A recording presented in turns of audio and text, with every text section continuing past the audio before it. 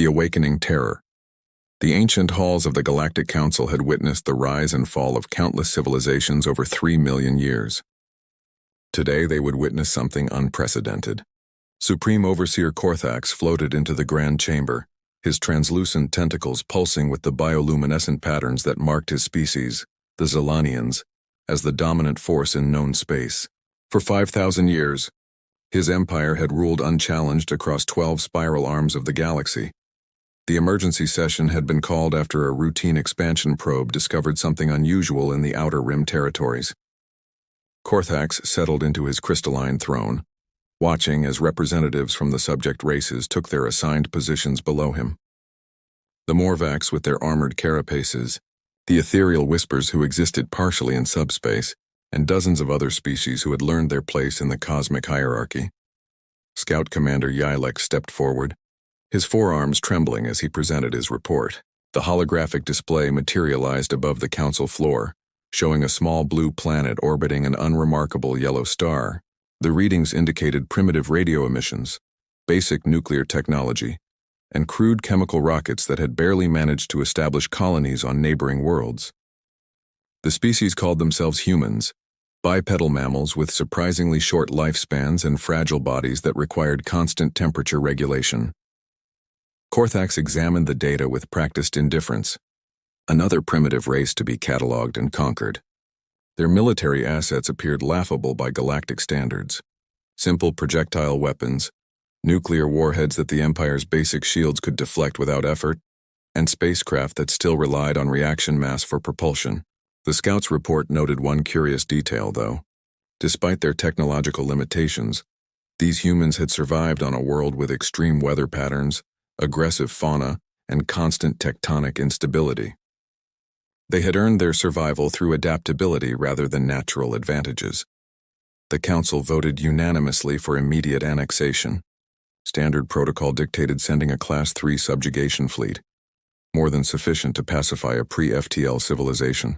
Korthax assigned the task to Battle Commander Threnix, a veteran of 40 successful conquests.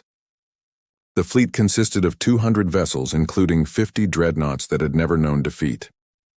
Each ship carried weapons that could crack continents and shields that had withstood supernovas. 3 cycles later, the subjugation fleet dropped out of hyperspace at the edge of human space. Threnix expected the usual pattern of panic, futile resistance, and swift capitulation. Instead, he found something peculiar. The human colonies showed no signs of evacuation, no desperate diplomatic messages begging for mercy.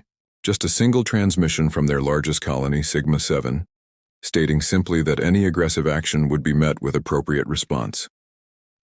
Threnix found the warning amusing. He ordered his fleet to advance, weapons charging to deliver the traditional demonstration of power that would break the primitive species' will to fight. The first plasma barrage targeted Sigma 7's orbital defense platforms, crude constructions of steel and ceramic armor that should have vaporized instantly. Instead, something impossible happened. The platforms didn't just survive, they seemed to absorb the energy, their hull plating glowing briefly before returning to normal. Before Threnix could process this anomaly, space itself seemed to tear apart. A massive vessel emerged from what the humans apparently called a fold in spacetime. The ship defied every principle of naval architecture the Empire understood. It was impossibly large, nearly 5 kilometers in length, with a hull that seemed to shift and flow like liquid metal. Strange symbols marked its surface, and the name painted on its bow read, UES Leviathan. The Leviathan moved without any visible propulsion system, simply sliding through space as if the laws of physics were merely suggestions. Threnix ordered immediate concentrated fire from all 50 dreadnoughts. Enough firepower to shatter moons converged on the human vessel. The beams struck home, and for a moment Threnix believed victory was assured. Then the smoke cleared, and the Leviathan remained untouched, its hull now pulsing with an ominous red glow. A transmission cut through all frequencies, somehow bypassing the Empire's quantum encryption. The human who appeared on screen looked unremarkable, a middle-aged female with graying hair and tired eyes. She wore a simple uniform with the rank insignia of Admiral. She spoke in perfect Zilanian, despite the language being a closely guarded secret of the Empire.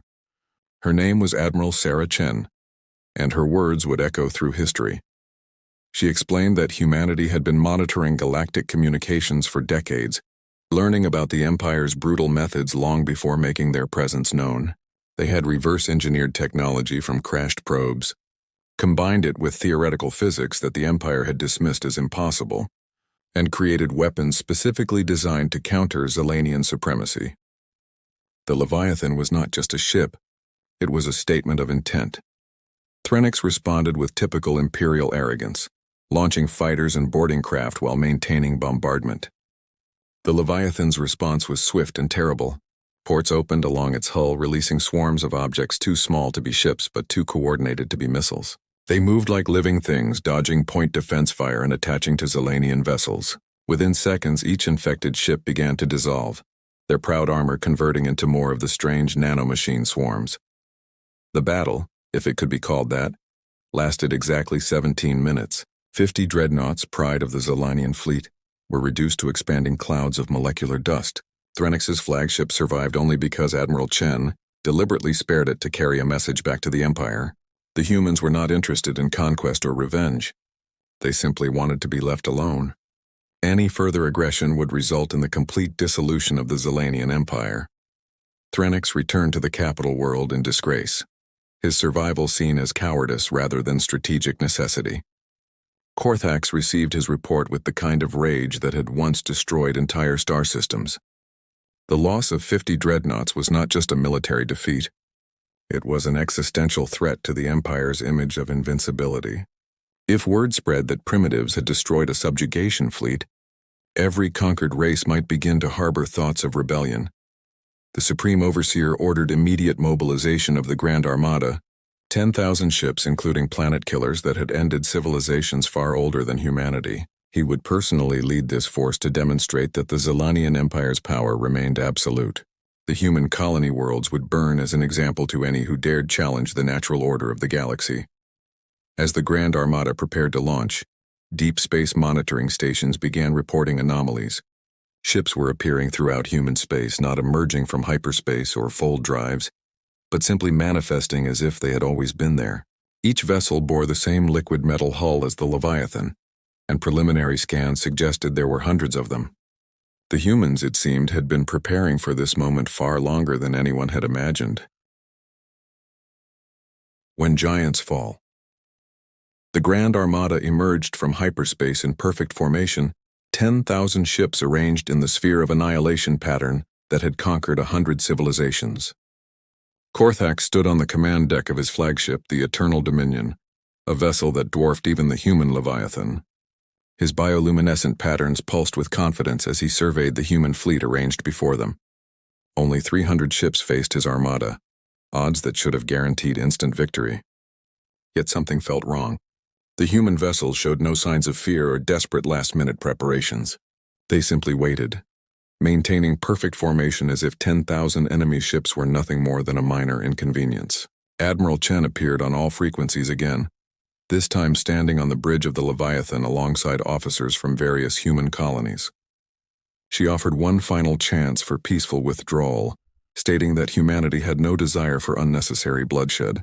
Korthax's response was to fire the Eternal Dominion's primary weapon, a beam of condensed dark matter that had once carved a canyon across an entire planet. The beam struck the Leviathan directly, and for the first time the human vessel showed a reaction. Its hull rippled and flowed, absorbing the energy and redirecting it into space where it harmlessly dissipated. Then the humans revealed their true capability. Each human ship deployed what they called reality anchors, devices that literally locked space-time in place around the battlefield. Suddenly, the Empire's advantages vanished. Hyperspace jumps became impossible. Shields that relied on dimensional phasing failed. Weapons that manipulated exotic matter simply stopped functioning. The battlefield had been reduced to pure physical combat. Where human innovation would face Zilanian tradition, the human ships began to change, their liquid metal hulls reconfiguring into forms optimized for combat. Weapon ports appeared where none had existed before. Fighter bays opened to release craft that seemed to violate conservation of mass, unfolding from impossibly small spaces into deadly attack vessels. The Leviathan itself transformed into something that defied description, a constantly shifting fortress of destruction that adapted to every attack pattern the Empire employed. Admiral Chen's voice echoed across the battlefield as she explained humanity's philosophy of war. On Earth, they had learned that strength alone never guaranteed victory. The dinosaurs had been strong, yet mammals survived. Ancient empires with superior numbers had fallen to smaller, more adaptable forces. Humanity had studied every military defeat in Earth's history and learned one crucial lesson. The ability to adapt was the ultimate weapon. The human fleet demonstrated this principle with devastating efficiency. When the Empire used plasma weapons, human hulls became mirrors that reflected the energy back. When kinetic weapons were employed, the ships became fluid, allowing projectiles to pass harmlessly through. When the Zilanians attempted boarding actions, they found the human ships' interiors were maze-like configurations that constantly rearranged themselves, trapping invaders in endless corridors that led nowhere. The Empire's losses mounted rapidly. Planet killers that had ended civilizations were torn apart by nanomachine swarms. Dreadnoughts that had never known defeat found themselves unable to damage ships that seemed to exist in multiple dimensions simultaneously. The battlefield became a graveyard of Zilanian pride, with burning wrecks drifting through space as testament to humanity's terrible ingenuity. Korthax watched his grand armada crumble with growing horror.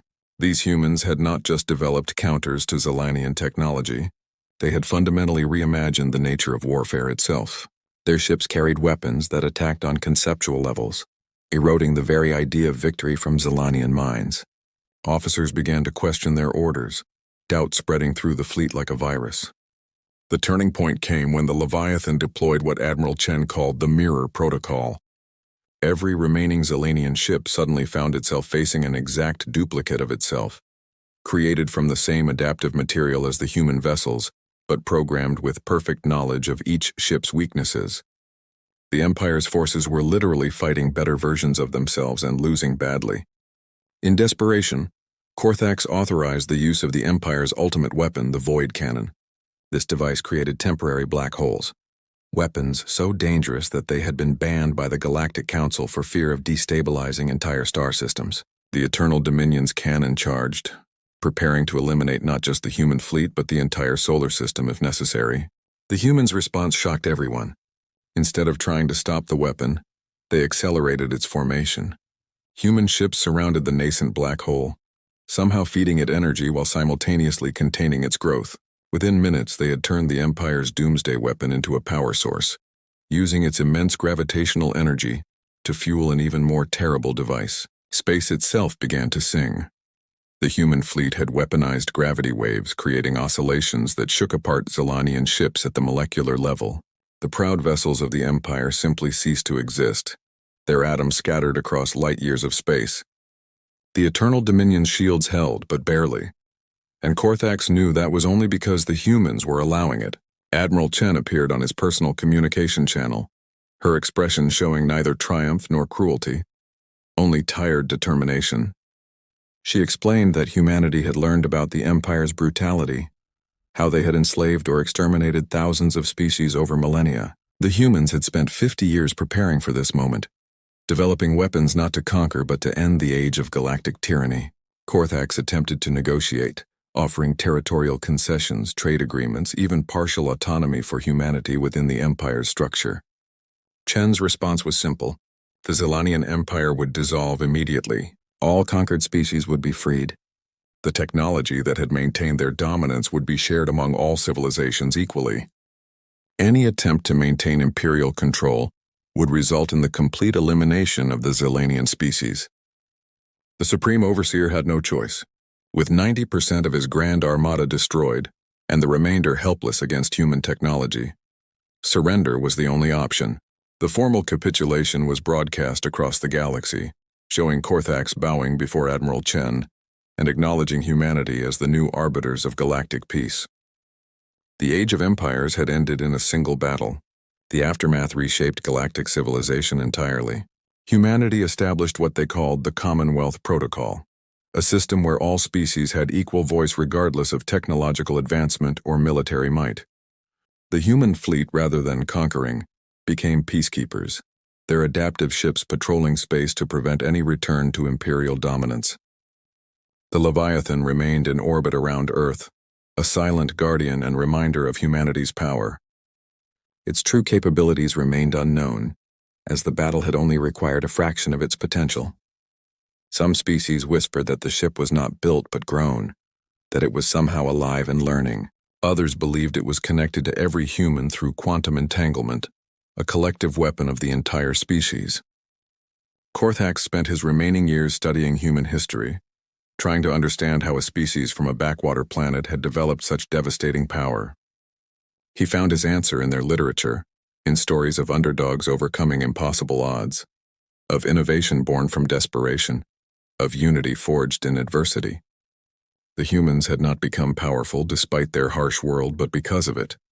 The galaxy learned to respect humanity not through fear but through understanding. The humans shared their technology freely, helped rebuild worlds devastated by imperial rule, and established universities where all species could learn together. They taught that true strength came not from domination but from cooperation, not from uniformity but from diversity. Years later, when new threats emerged from beyond the galaxy, it was humanity's adaptive technology and collaborative philosophy that united all species in defense. The Leviathan led combined fleets where former enemies fought side by side, their differences becoming strengths rather than weaknesses. The galaxy had learned humanity's greatest lesson, that survival belonged not to the strongest but to those who could change. Admiral Chen retired to a small colony world, spending her final years teaching young officers from all species. Her last recorded words, carved into the memorial that stood where the final battle had taken place, summarized humanity's contribution to galactic civilization. "We did not come to rule. We came to ensure that none would rule over others again. In this we found our purpose among the stars."